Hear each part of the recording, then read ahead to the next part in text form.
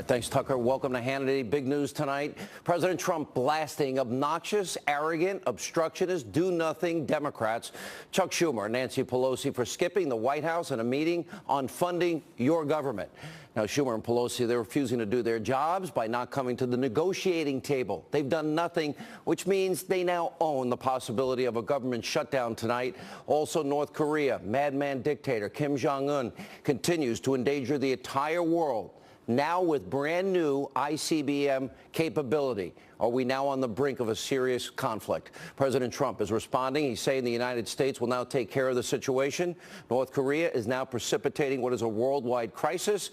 At some point, the U.S. and the world will have to stop them. We'll have the details. Plus, all right, why did the New York Times Magazine, they took hundreds and hundreds of pictures, and that's the one they chose of me. You think it might have, all right, stop laughing. You think it might have something to do with liberal bias? Wow, even that's atrocious. All right, but first, tonight's breaking news opening monologue.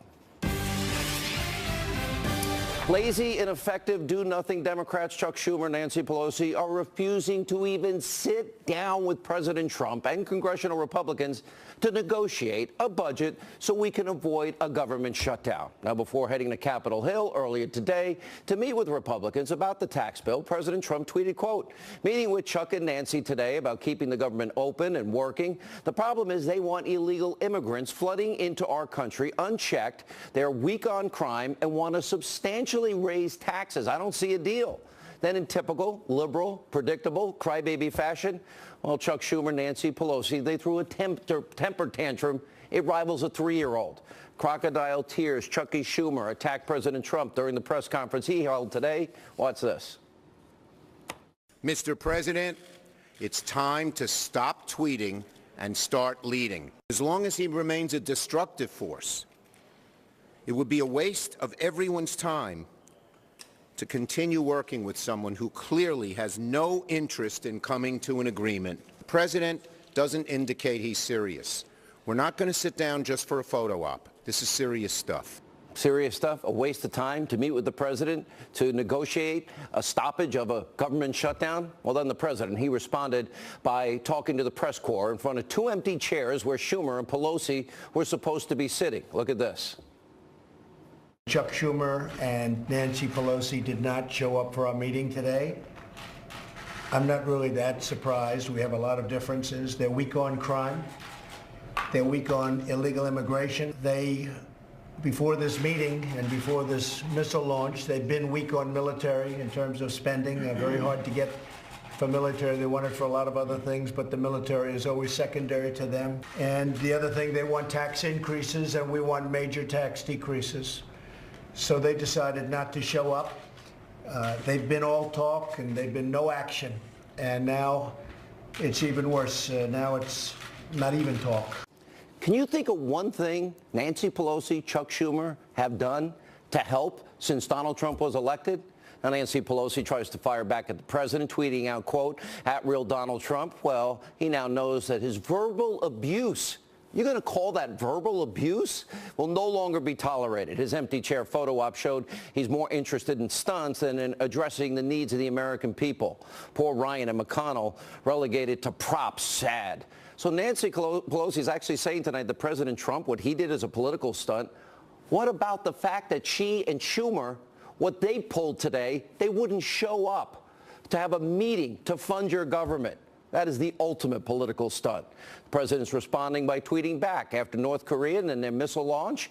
It's more important than ever to fund our government and military. Democrats shouldn't hold troop funding hostage for amnesty and illegal immigration.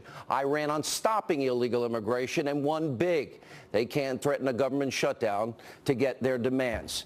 Now, what's even more hypocritical is Pelosi and Schumer want everyone to feel sorry for them because President Trump hurt their widow feelings.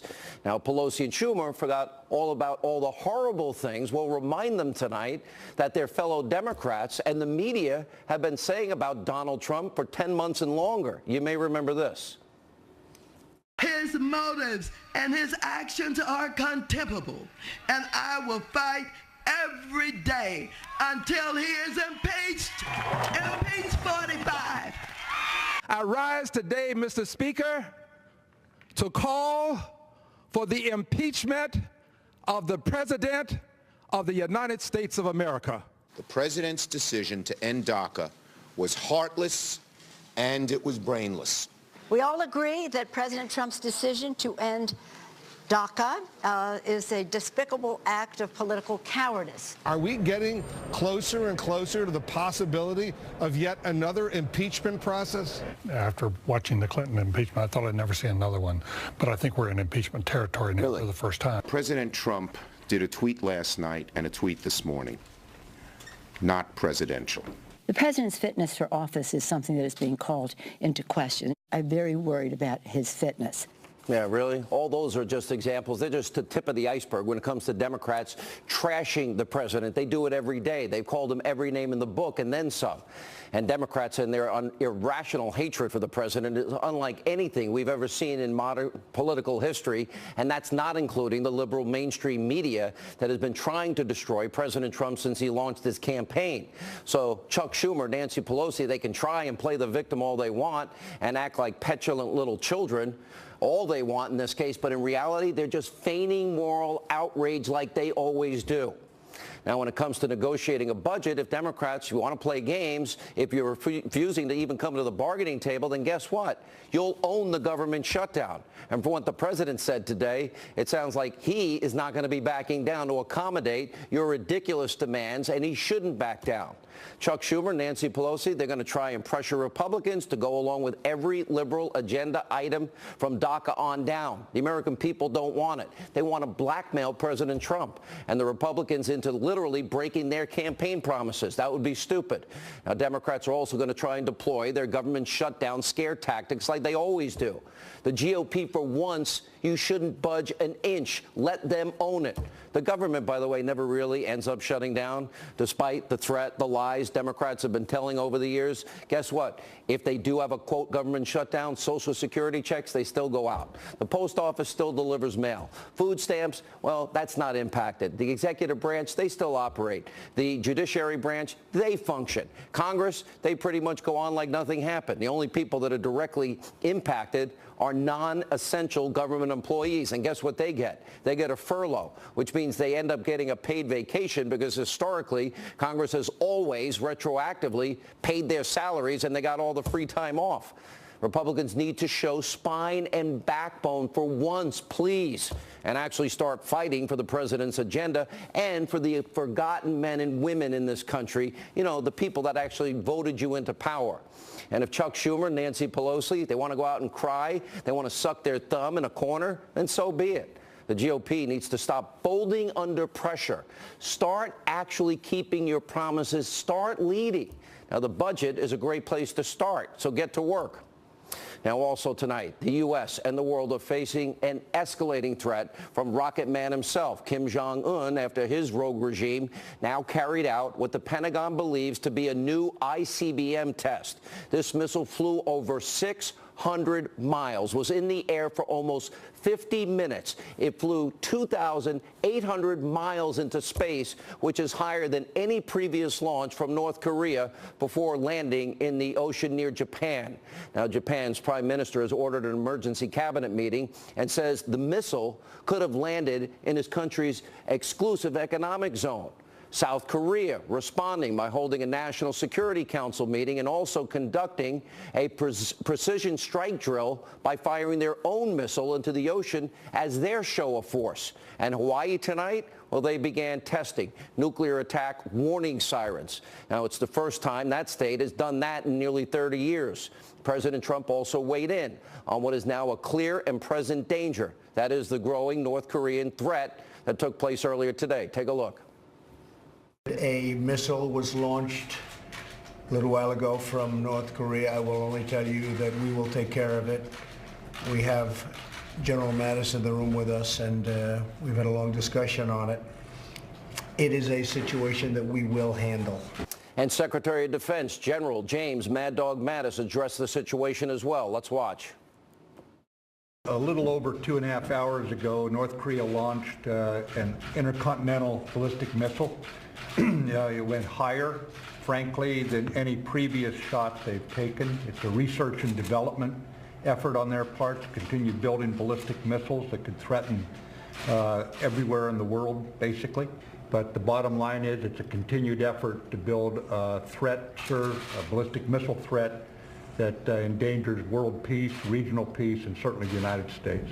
Now with North Korea, we're getting to a point I had hoped we'd never reach. Pyongyang's dangerous nuclear ambitions are now progressing at a very rapid pace. And as you just heard Secretary Mattis say, the missile fired today went higher than any other previous test and now can reach any place in the world. That means a North Korean ICBM could be capable of hitting the continental United States, destroying major American cities like New York and Boston, Los Angeles, Chicago.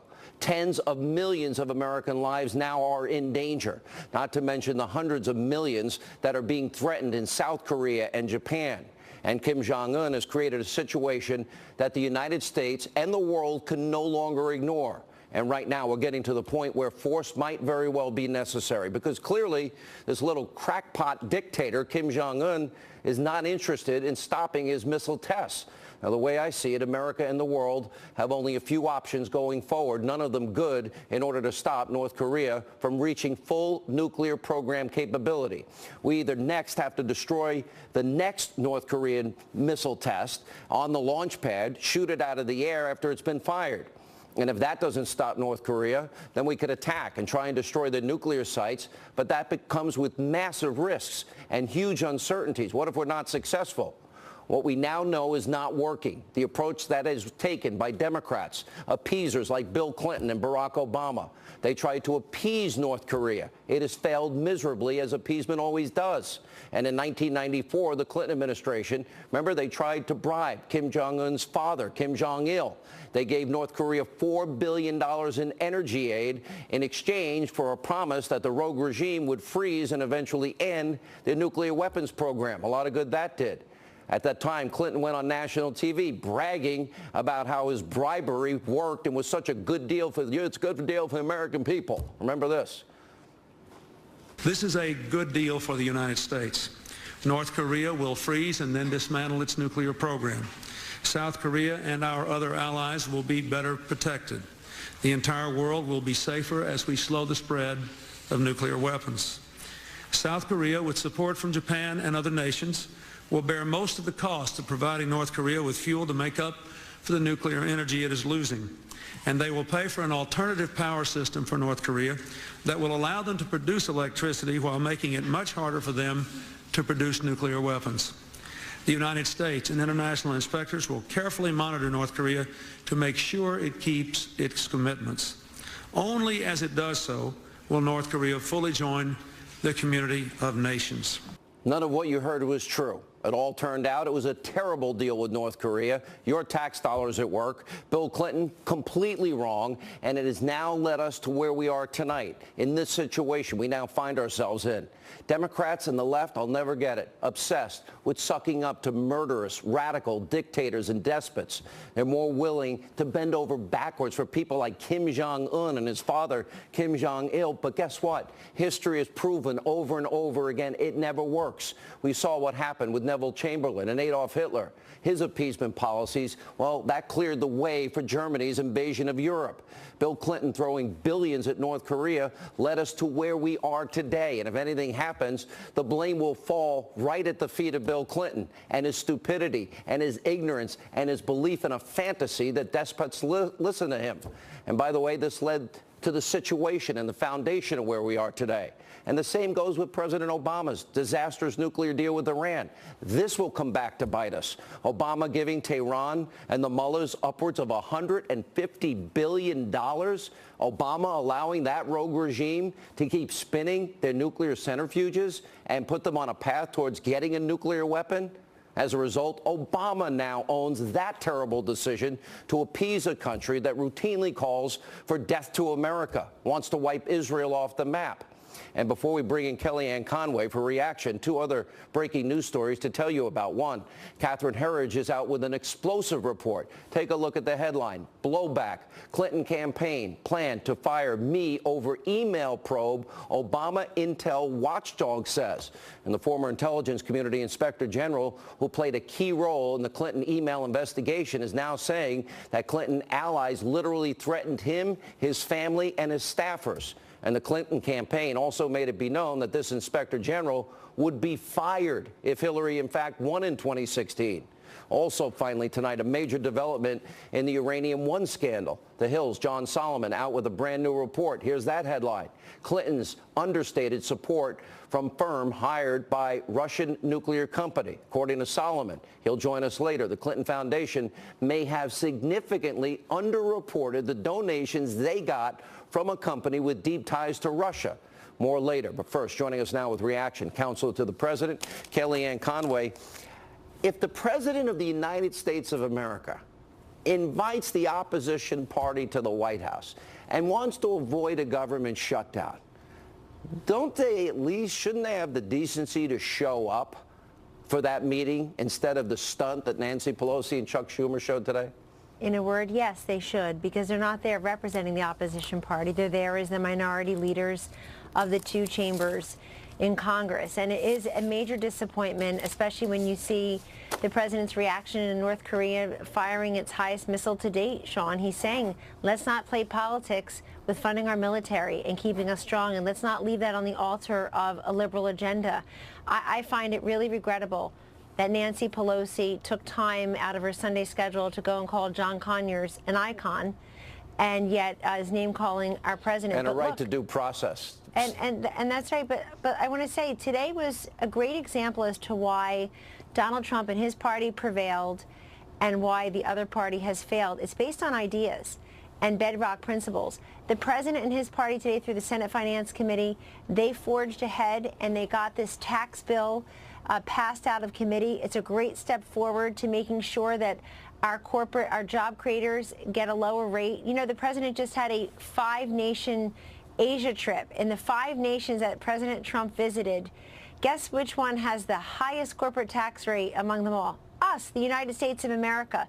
That is completely unacceptable. And it's this president who's trying to work with both parties and both chambers in Congress, Sean, to make sure that this job creators tax rate is lowered, make sure the middle class gets a tax break they deserve, repatriate the $1 trillion worth of wealth, and just simplify the code. Why are we spending billions of dollars and billions of hours every single year trying to comply with the code? So he's making good on promises. I also think he was very respectful of the process today, saying to the senators, listening to their concerns. You have a few of them coming forward and talking about small businesses and what the relief they'll get. The president has listened very patiently to those concerns. Others are talking about the deficit. And so he went to the Senate today to say thank you for working through the process, encouraging them to come forward, bring their concerns to reconciliation, and get this tax cut on his desk. The Democrats have spent all of 2017 talking about the presidential election in 2016 and the presidential election in 2020. Can you name one thing they've done? No, I can't. Can you name one policy? I can't. And I wish I could tell you it were differently. Their economic plan was $10 trillion more in new spending and $11 trillion in new taxes. That's right. That's why they're the minority party there, Sean. That's why they lost 1,000 seats in state legislatures, in the House, in the Senate, in the governorships, and, of course, the biggest prize of all, the White House. It's based on the policies. Donald Trump and Mike Pence prevailed on policies, and they're trying to make good on those. But the Democratic Party has been reduced to carrying around a stop sign. Their code word is resistance, and that's all they're doing, including today. And the people see that. I travel this country weekly for the White House, and I don't go to curated Republican audiences. I'm out in manufacturing plants. I'm talking to small business owners. I have no idea what these people's politics are. I don't much care. I can tell you what it is. Hate Trump and Russia, Russia, Russia. That's about all you... That's right, that's it. And feigning outrage after they call the president every name in the book. Yes. All right, we're at a But people are really supporting this president. They want to see, they appreciate the fact that on North Korea, he and the UN and Ambassador Haley have gotten 15-0, 2 consecutive unanimous votes to sanction North Korea. She's hosting another meeting tomorrow about this urgency. And the economic and diplomatic isolation in North Korea will continue. to if they continue to do this. This is the president showing leadership, but the Democratic Party is talking about presidential elections instead of passing policy, and I'm telling you, the American people see it to a person. Even folks who didn't vote for this president come up and tell us all the time. They can't stand the constant negativity, resistance, lies, and the rest of all the blather. They want a government that functions, and he's leading the way. I don't see with North Korea, and again, I would not be privy to whatever new weaponry that our Defense Department and our military have probably designed in recent years, and I assume there are a lot of secrets, and I'm hopeful there are, because on paper, responding to North Korea as they fire missiles over Japan and into Japanese waters, as they threaten Guam and Hawaii, it's going to get to the point where the options are not good. Take it off the pad, take it out of the sky, and we don't know what this madman will do. Then we take out the nuclear sites. You got to worry about nuclear fallout. You got to worry about, do they have a missile site that we don't know about firing into South Korea or Japan or Guam or Hawaii or the continental United States. So I would say, as he now is precipitating us and pushing us to the brink, there's not a lot of good options, and a lot of people will die. Will China play the role they should play? Well, this president certainly has forged an improved relationship with the president of China from the beginning, particularly on the matter of North Korea, trying to work together to contain this. North Korea is everybody's problem, and anybody who doubted that saw that today. This president, in bringing on board and talking to Japan and China and South Korea, and again, our UN, the UN Security Council, voting twice unanimously in an unprecedented fashion to sanction North Korea, shows that the world is responding to Donald Trump's leadership as president and commander-in-chief. Sean, he inherited a big mess with North Korea and in many other places. But if you can show one big distinction between Donald Trump and Hillary Clinton, there were many. All right, last you look question. At everything, all national security, foreign policy, they were different, and his ideas prevailed. He assured us he had a deal, and he used American taxpayer dollars to 23 bribe years ago. Kim Jong-un's father. Are you confident after the meeting today, or more confident, that the Senate, that has really been fairly ineffective, that they'll actually get this tax bill across the finish line?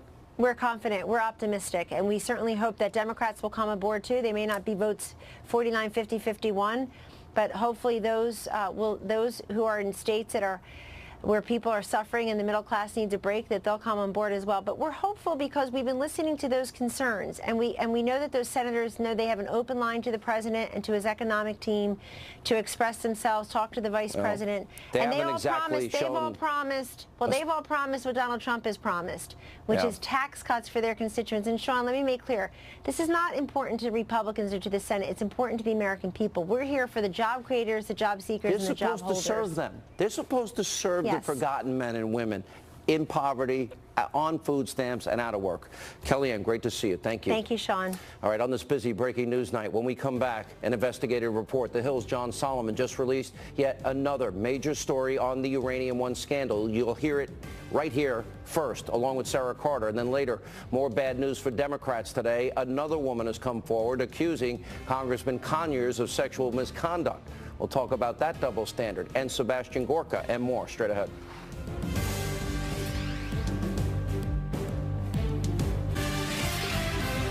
Welcome back to Hannity. Breaking news tonight on the Uranium One scandal. The Clinton Foundation may have significantly underreported donations that it received from a firm with deep connections to Russia and its nuclear energy holdings. Now, this according to a brand new article from the Hill's John Solomon and Allison Spann. Now, this was released earlier tonight. The report details, quote, the Clinton Foundation's donor disclosure site vastly understated support that the Clinton Global Initiative received from APCO Worldwide, a global communications firm that lobbied on behalf of Russia's state-owned nuclear company. Now, we reached out to APCO for a statement. They gave us the same one that they gave the Hill. The executive chairwoman of APCO said, quote, APCO Worldwide activities involving client work on behalf of 10X and the Clinton Global Initiative were totally separate and unconnected in any way. All activities on these two unconnected activities were appropriate, publicly documented from the outset, and consistent with regulations and the law. Any assertion otherwise is false, unfounded, and a lie. Here with more, The Hill's John Solomon, investigative journalist Sara Carter is with us. John, let's start with, okay, underreported donations received from a firm with deep connections to Russia and the nuclear energy holdings. Did that happen or not? It definitely happened. APCO acknowledges it gave $1 million in what is known as in-kind pro bono services to the Clinton Global Initiative. The Clinton Global Initiative and the Clinton Foundation only disclosed $50,000 of cash payments that were made by APCO. The other $1 million plus has not been disclosed until we learned about it from our records. We also know that the FBI undercover informant, according to his lawyer, Victoria Tensing, is prepared to tell Congress that the Russians told him they picked APCO specifically because of the Clinton connections, and that they expected APCO's support for the Clinton Foundation to go up. Specifically. They picked APCO specifically, and that they expected APCO's support for the Clinton Foundation to go up after Russia hired them. We're going to wait and see if he actually says that to Congress, but that's what his lawyer's saying. I think it's a fairly significant development. And this is before CFIUS and the board and the 9 separate government agencies, including state and the Attorney General, signed off on it, right? Yeah, now remember, APCO was hired to do another part of lobbying. They weren't working on Uranium One. They were working on helping the Russian government win billions of new uranium contracts in the United States. Uranium One was a separate deal, part of the same strategy, but they were working very differently on something that turned out to be much more valuable, billions of dollars of new utility contracts in the United States that were authorized by Barack Obama. All right, Sara, let's go to the money side of this. And you know the FBI informant, and you've discussed some of these things with him.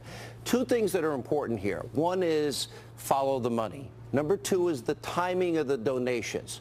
Let's put those 2 together and couple it with John's new report.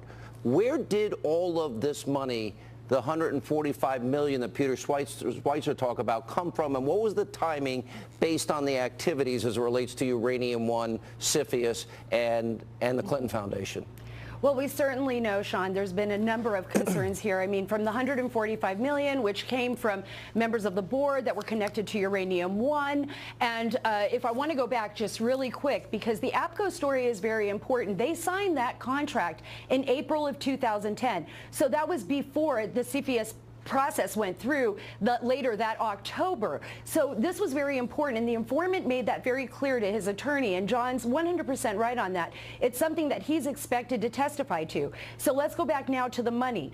Look at the money trail. How did they move this money? Where was the money moved to? How did it get into the Clinton Foundation? This is the reason why a special counsel or a prosecutor, an investigator, needs to look into this. And right now we know that there's 4 different committees on the Hill looking into this. There is the Judiciary Committee, the Oversight Committee, the House Intelligence Committee, and the House Foreign Affairs Committee. So this is a very serious, expansive investigation. It's going to require somebody with the know-how and capability to find it. Follow up then, because the FBI informant knew about Putin's plans to get a foothold in the uranium market. By the way, we need uranium. Allowing someone to control it is beyond stupid. But bribery, kickbacks, extortion, money laundering. Is there evidence of any money laundering? In other words, the people in Canada, the Frank Gusters of the world and others, is there any evidence? Where did they get all these millions to donate to the Clinton Foundation? And is there any chance that money was laundered and funneled to the foundation? I absolutely think that once an investigation gets started, they may find some of that evidence. Now, I don't want to sit here and say definitively that they will. But it's an open question now. But it is an open question now. And so now we're looking at a couple of issues here. We know that money was laundered through banks in Cyprus, particularly Alpha Bank. There was Latvia. There was the Seychelles. There's a lot of evidence out there. And one thing that's very important, Sean, here is that the informant is going to be able to show that he was actually providing evidence to the FBI and the Justice Department long before CFIUS voted on this, showing how much Russia wanted to penetrate the U.S. energy market. And John's absolutely right on one point. In fact, it was way beyond Uranium One. It was $6.5 billion or more of U.S. energy. John, I see you shaking your head.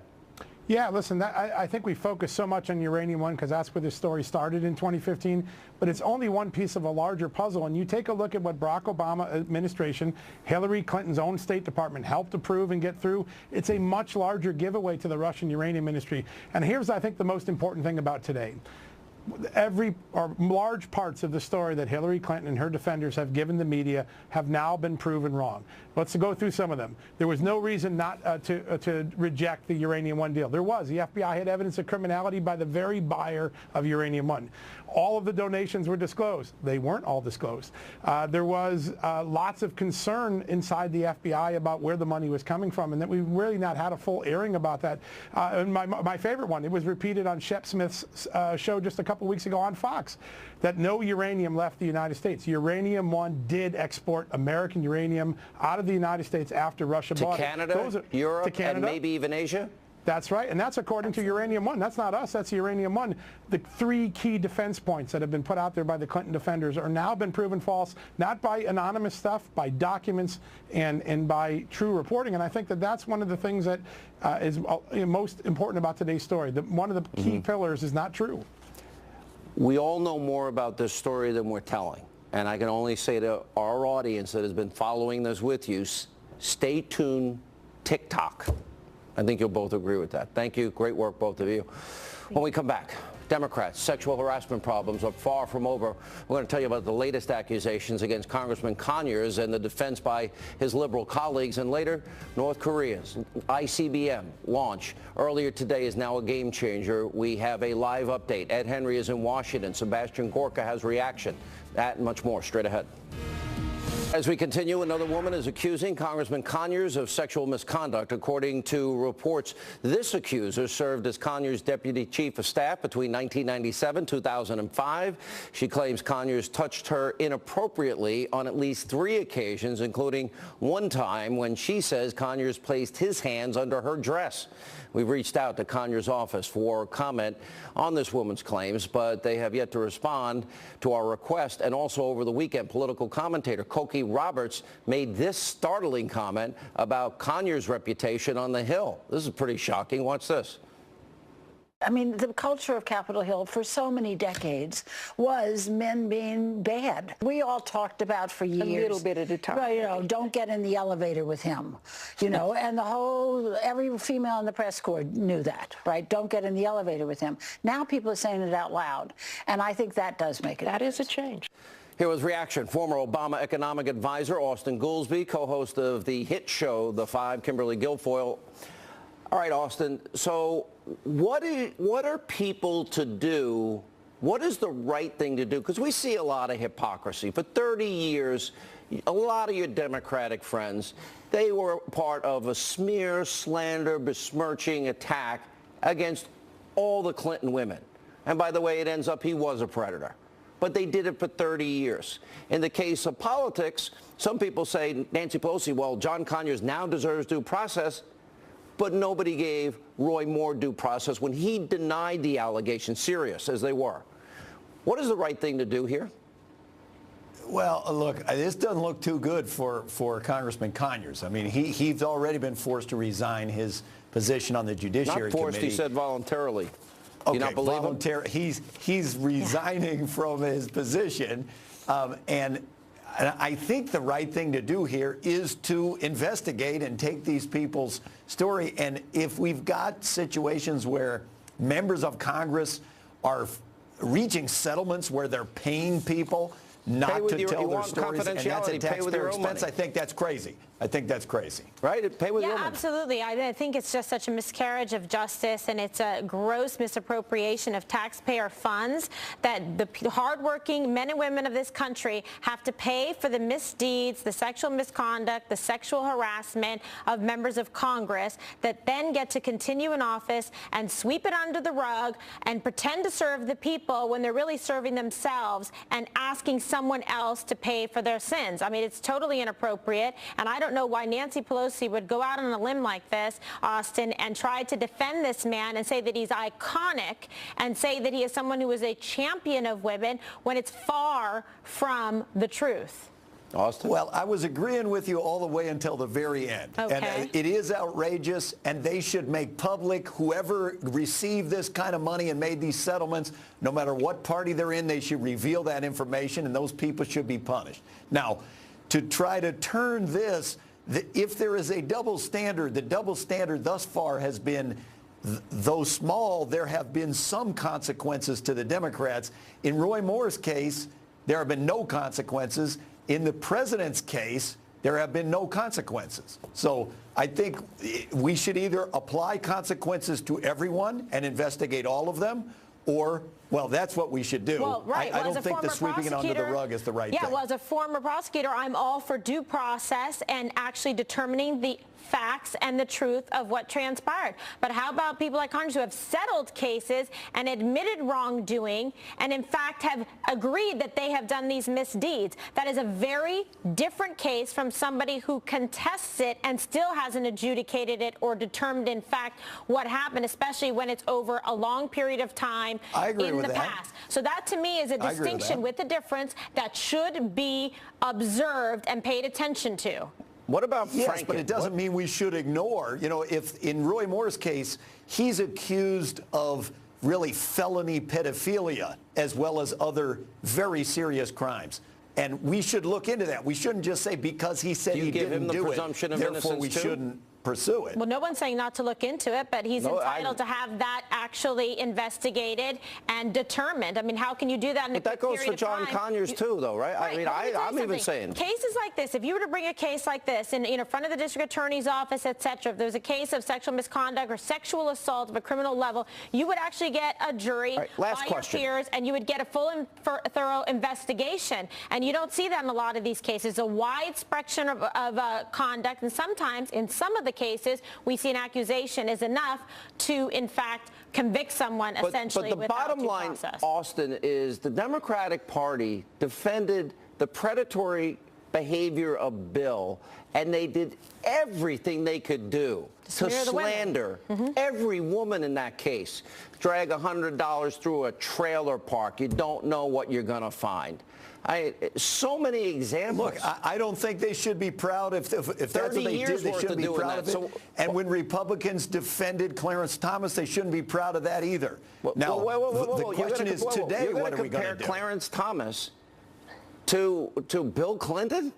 Clarence no, I'm Thomas not comparing. I'm saying there are many cases. They should. I'm not going to defend if that's embarrassed by that behavior. The question is, today, what should we do? 30 years, and I think you and I agree, Sean, and Kimberly agrees, we should go after finding out this information. Okay, so you agree that in the case of Bill Clinton, they should have handled that better. They shouldn't have smeared the women and actually I think they should have handled it better, and I think they should be embarrassed by the way they handled it. It's so convenient now that the Clintons have no power because they all the liberals defended him up until and including I wasn't last year. I wasn't in the administration. Okay, yeah, okay. You don't read a newspaper either, and you don't watch my show, so you know nothing about it. But he's on your show a lot. Yeah. All right. I have a football that's you signed that says I'm a great American, Sean. Thank you. Didn't you like my picture in the New York Times Magazine? I'm sure he had a fun time looking at that, which we will get to in a minute. When we come back, though, the serious issue of North Korea's nuclear program now threatening every single American. How do we deal with this? Ed Henry in Washington, Sebastian Gorka. Plus, my reaction to this. The New York Times profile picture of me on their cover. We're not going to put it up. It is so bad. The question is, it is so awful. The question is, did they do all of, did we not have the picture? Did you not Photoshop the thing? Anything. Anyway, we'll show it coming up later in the show.